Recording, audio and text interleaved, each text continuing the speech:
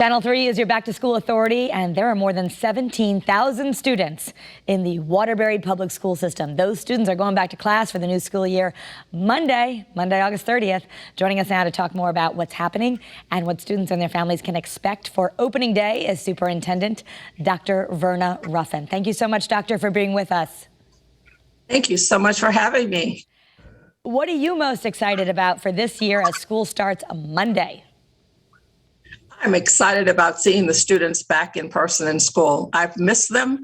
I've missed visiting the classrooms. I've missed seeing my staff in person with children 100% in their classrooms. So I'm most excited about that. Yeah, and you were making such strides in Waterbury, I know, with an increase in graduation rates, with accountability. The pandemic happened, and nationwide there's this concern that students, especially minority communities, have really fallen behind. How will you address that this year? We're addressing that by making certain that people know that, everybody is in the same position. So when we talk a lot about learning loss, I don't approach it from that standpoint. I approach it from the standpoint that we're going to take children where they are and we're going to accelerate them. We're not going to place everyone in remediation because that makes no sense. We're actually going to be listening to our students, observing where they are in the instructional piece, and making certain that we have structures in place, schedules in place to be able to accommodate for that acceleration, because we have students that have excelled in the virtual environment in the pandemic, and we've learned a lot about ourselves and about our students as well, how they learn and how they learn best. So we should be able to create ourselves to be more responsive to what our students truly need. A lot of parents and students might be feeling a little bit anxious with everything going on. Is it important to address social emotional needs in your policies as well?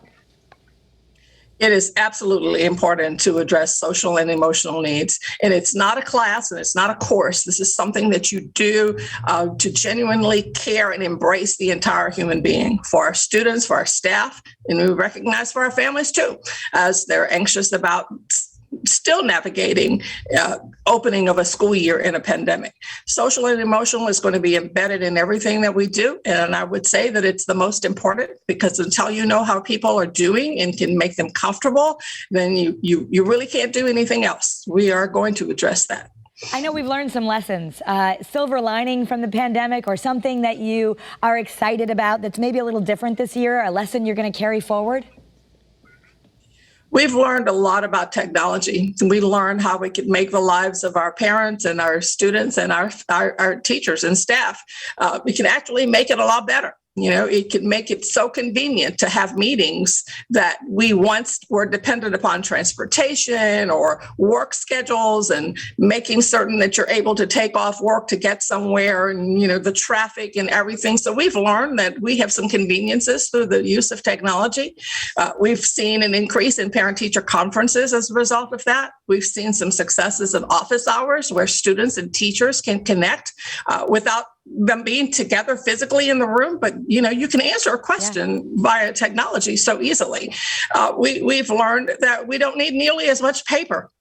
And we can give immediate feedback on student work and student success and student improvements on a lesson. And we should never forget that. We should continue to develop those technological tools that we have. And I think we have an exciting staff who have embraced that. So we'll continue that. That's a very important lesson learned.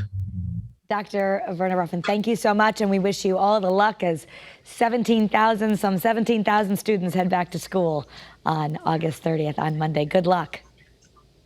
Thank you so much. We're excited, and we are so ready to welcome our students back. Thank you. Have a great day. Thank you. You too.